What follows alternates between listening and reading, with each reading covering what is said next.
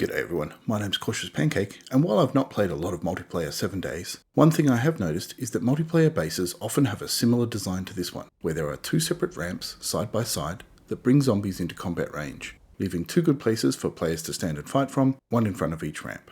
However, what often occurs is that zombies will prefer one over the other, leaving one player with not much to do or more difficult shots.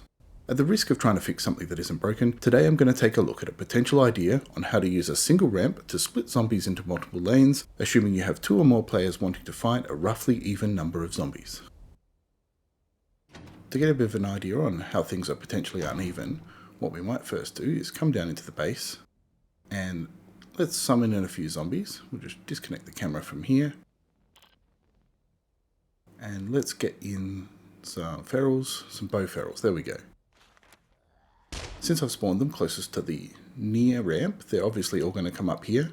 I'm also standing in front of the near ramp, which means that they're all going to continue to run over there.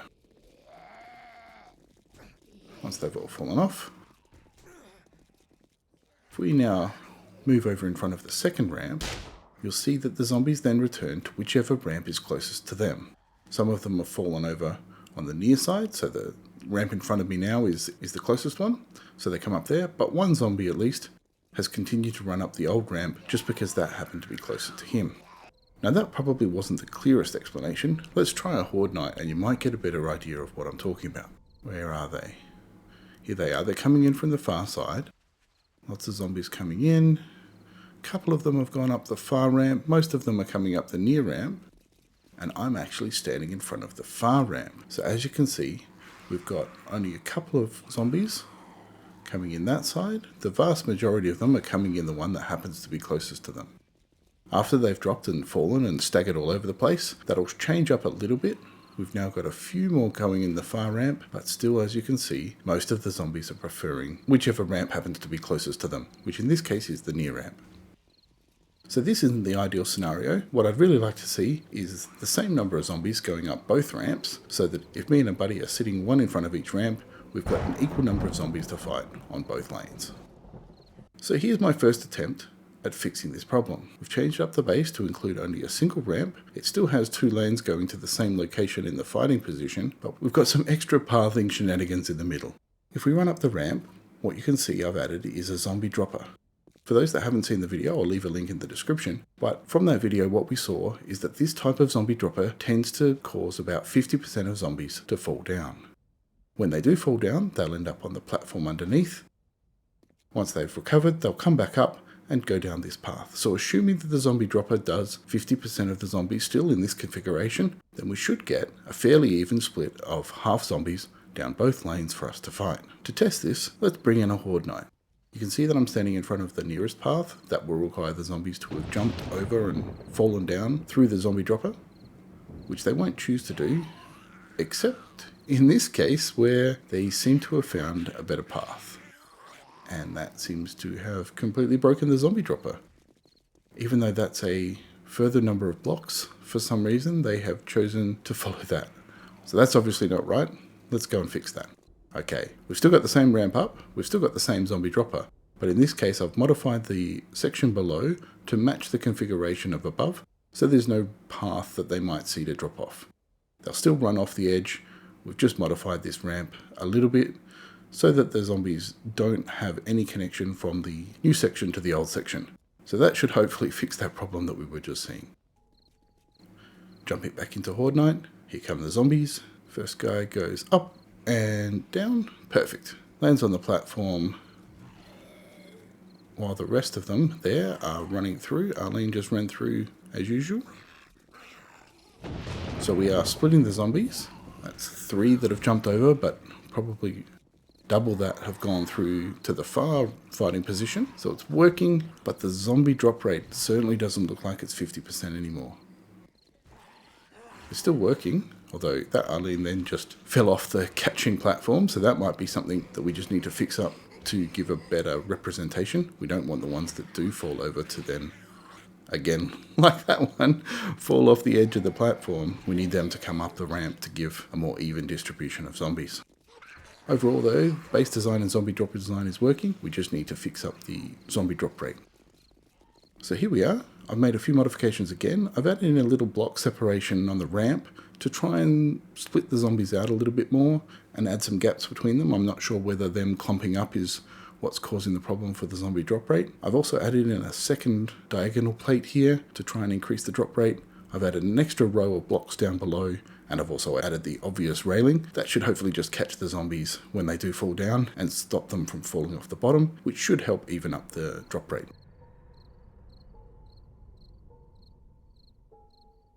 Jumping back into Horde Night, and here come the zombies. Up the path they go, up the stairs, that's good. Gives them a little bit of separation, but then they seem to be clumping up again, which I think has defeated the purpose a little bit. There we go, a couple of zombies fell over, jumped over. One might have missed the railing platform completely, so we've still got some work to do. And we've still got probably too many zombies going on that far path, although we've got a few more now coming. That's good. Again, it might just need the zombies to sort themselves out for a little bit. Here we go. Yep, one over. Oh, he wanted to go, but didn't. And he's missed the railing as well. I think he actually caught the railing in a very uncomfortable position, but apart from that. So I think it's better. Probably not quite 50, but it's certainly much more in the vicinity with these changes. Certainly to the point that if you were on the near combat section, you wouldn't feel like you had no zombies to fight and you were sitting there doing nothing or having to shoot diagonally across to the other fighting position to get some zombies in. So that's the basic principle of what we're looking for. A zombie dropper that's doing as close to 50% as we can get on the zombie drops, which gives us 2 equal fighting lanes for multiplayer setups where both people want to do fighting. Now, if you're like me and you don't have a buddy to work with when you're trying to fight from this sort of base, what you might be able to do instead is install some dart traps. As you can see over here, I've got 2 dart traps, basically where a player would stand. We've got a generator bank hooked up to a motion sensor, which I can't see from this side. There it is. Motion sensor that's just angled to look right at the front of the base here, so that when zombies get right up close, the dart traps will start to fire. This should mean that we can then focus on a single lane of the combat platform, and the dart traps will take care of the second lane. Jumping ahead to Horde Night. There we go, we've got one here and one down. The other advantage, of course, of this setup is if you're trying to conserve ammo, but you don't mind spending a little bit of mats on the darts needed, then you can use this approach and try and use the lower rate of zombies coming through to just use melee as much as possible and not have to do much combat with guns. The darts are pretty efficient usually, particularly with the double setup and the motion sensor only firing when they're up really close. Means we can just sit here with the knife, go to town on these guys, and the dart trap's going to take the other side. We are going to get some cops. They're going to spit at us though, not the dart traps, so even though they're fairly exposed, that shouldn't be a problem. We can always switch to guns if we want to take care of the cops. The darts should also interrupt the spit most of the time, or at least once they get up close. The reason that I haven't mounted the dart trap facing further out or looking down is that we don't want the darts to be firing when the zombies are on the ground, which motion sensors that point towards the ground typically will end up doing, and then you end up wasting darts. So we're trying to be efficient with the ammo. Of course, you can always switch over to guns yourself if you want to try and maximize your XP. And at least this just gives you a little bit of a breather. It's not as full on as, say, it would be if all of the zombies were just running straight towards you. So there you go. That's how you can potentially use a multiplayer design base as a single player just by substituting where a player would fight with some dart traps. Now, if 2 players isn't enough and you've got enough friends for a 4-player base, you might want a design that looks a little bit like this.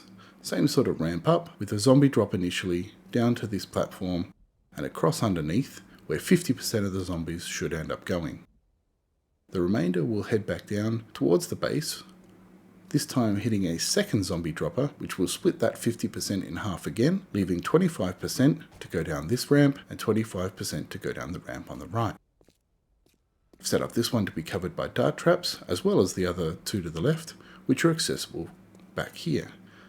The 50% that fall down here right off the bat will then continue down this path, hit another zombie dropper, where 25% of the zombies will end up being, and the other half will then go down here as well.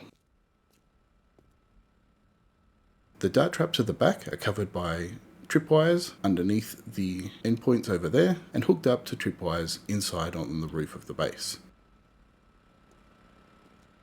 We've also got the electricity running through switches, down to the tripwires, and then back to the tripwire in the base and down to the dart trap.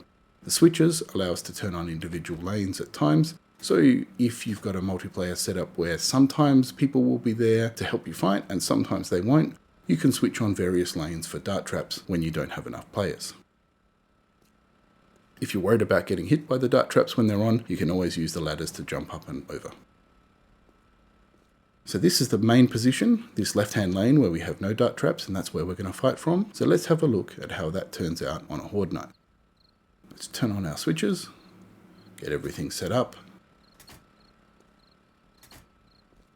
and wait for the zombies to come in.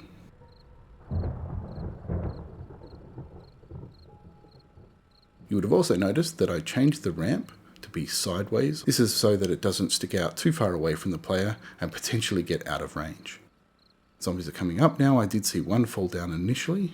There's another one and another one. So our initial 50-50 split hopefully is working. It's going across. Working perhaps too well. I can't see any zombies coming towards us now. So before we weren't getting enough zombie drops and now we're getting too many, even though the design is pretty much identical. Either way, they're all going to the far lane and no one's falling off that one, which is interesting. Here we go. Now we've got some. Got the first one on the main lane. I think we've also got some heading to lane 2 on our right. Lane 4 is still the most popular, and I think I just saw one fall over. There we go, we've got some on lane 3 as well. It's hard to sort of monitor all the lanes and shoot the cops, which of course you don't need to do. That's why the dart traps are there, so you don't have to worry about lanes 2, 3 and 4. And of course if you had friends, they would be fighting on lanes 2, 3 and 4, and you wouldn't have to worry about them then either. Got a cop here. Just tag him so he doesn't do any damage. He wanders forward, should hit the tripwire, the dart traps fire, stop the spit, and do enough damage so that he doesn't blow up. Obviously, if he did blow up, that might knock out probably the tripwire first. That will then cause you some problems where the zombies will start to pile up. Of course, with the thin pole that they're fighting from, every zombie except for the front one will then fall down to the ground. So they won't do too much damage on the front, but you would have to keep an eye on them. Once the tripwires are gone, there's no way to repair them, so that lane will then be a combat lane for the rest of the horde night. That's something that you have to keep an eye on. So cops are still a problem, but in this configuration, the dart trap should take care of them. In theory, if you really wanted to, you could also wire another couple of dart traps at the far end, so that they're firing 4 dart traps down each lane in both directions. That will then almost certainly destroy any cops before they have a chance to explode, but it is a more expensive build and a more expensive ammo usage that you would have to keep up with. Of course, if you do have 4 people, potentially mining for that amount of iron is not a problem. So as you can see, the zombies are pretty well splitting, not consistently evenly for every sort of 1, 2, 3, 4 down every lane, but overall there seems to be a good split of zombies across each of the lanes. They're all getting a turn. If you had 4 people here fighting, you would feel like for the most part they can just monitor their own lane, and when they're bored they can start to look across and throw some molotovs. It would also mean that you would be able to do a lot more melee, again conserving ammo, if that was something that you felt like you needed to do. And just use the dart traps, or if you've got multiple players, just the melee, and that will help keep your expenses down. A couple of things to talk about for this base design. One is there is a bit of a lack of redundancy. There is a single ramp up, and if that fails, then basically the whole base is toast. If there's a failure on the path towards us down the main one, it could get a little bit dicey. I'm not sure whether that will then redirect all zombies down the zombie dropper. I don't think it will. I think they will then get very angry, lose their path and want to attack the footings of the base only. So if path 1 fails, then that is going to also be a significant problem. So there are some redundancy issues that you would need to look out for, but overall I think this base is going to hold up pretty well to the rigors of a horde night. I'm actually really pleased with how it performs as a single player base with 3 extra lanes just for dart traps, or even the 2-player version was pretty damn good. So I might look at evaluating it later under my base evaluation framework using an endgame horde and insane difficulty. One possible improvement though before I did that would be to use the scaffold ladders on the lanes that I wasn't going to fight from, so that the darts can still shoot out but no cop spit will come in. There's probably other improvements I can make though, and I know you'll let me know in the comments below what you think I could do to make it a more efficient and effective base for either a single player or multiplayer version. So there you go. For a base that is designed to keep a good stream of zombies going to either 2 or 4 fighting positions, I think it did pretty well. There were gaps at times, but it would mostly keep old players busy at each fighting position. If you enjoyed this video or found it useful, please leave a like and subscribe if you'd like to see more videos like this one. As always, thanks for watching and happy building.